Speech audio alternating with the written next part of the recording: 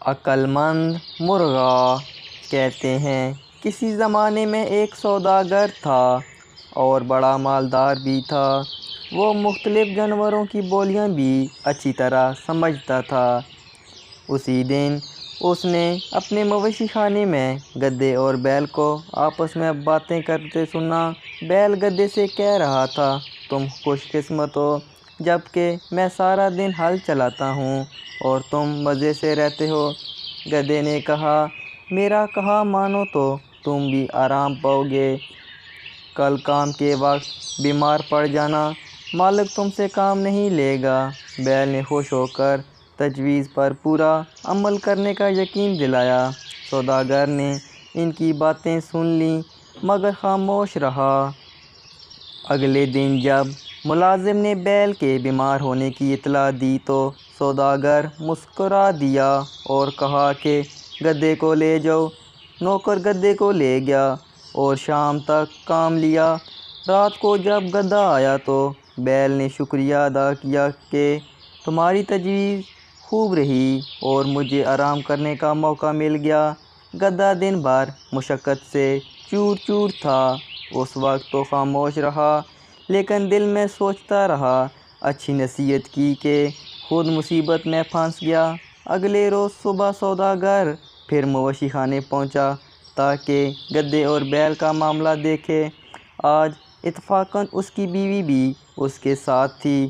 اس وقت گدھا بیل سے پوچھ رہا تھا کہ آج کیا کرو گے؟ بیل نے کہا، آج بھی میں بیمار ہوں گا۔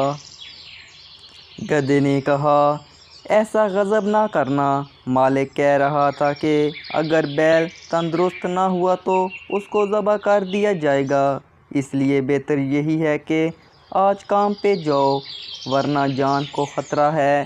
سوداگر یہ سن کر ہنس پڑا۔ اس کی بیوی نے حیران ہو کر پوچھا، آپ کیوں ہنسے؟ سوداگر نے کہا، مجھے گدھے اور بیل کی باتوں پر ہنسی آ گئی۔ بیوی نے دریافت کیا کہ ان میں کیا گفتگو ہوئی۔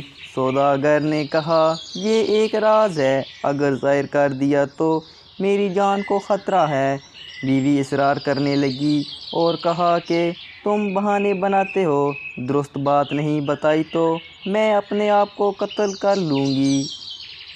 سوداگر نے اس سے بہت سمجھانا چاہا لیکن وہ اپنی ضد پر اڑی رہی اور ساتھ ہی وہ رونا پیٹنا شروع کر دیا۔ سوداگر پریشان ہو گیا، اگر بتاتا ہوں تو میری زندگی پر حرف آتا ہے، نہیں بتاتا تو یہ جان کھو دیتی ہے۔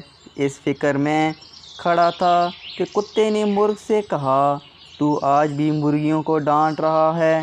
مرغ بولا، کیوں، آج کیا بات ہے؟ کتے نے کہا، آج ہماری مالکہ مالک سے ایسے راز دریافت کرنے پر اصرار کر رہی ہے کہ اگر بتا دیا تو مالک کی جان خطرے میں ہے، مالک نہ بتائے تو مالکہ جان دینے کے لیے تیار ہے۔ مرغ نے کہا، مالک بے وقوف ہے جو ایک بیوی کو قابو نہیں رکھ سکتا۔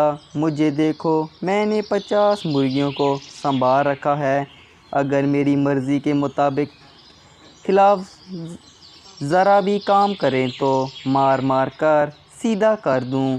یہ سن کر مالک نے ہنوڑ اٹھایا اور بیوی کو مارنا شروع کر دیا۔ عورت ڈر گئی اور سوداگر کے قدموں میں گر کر معافی مانگی اور تمہاری مرضی کے خلاف آئندہ کوئی کام نہیں کروں گی اور کبھی ضد نہیں کروں گی۔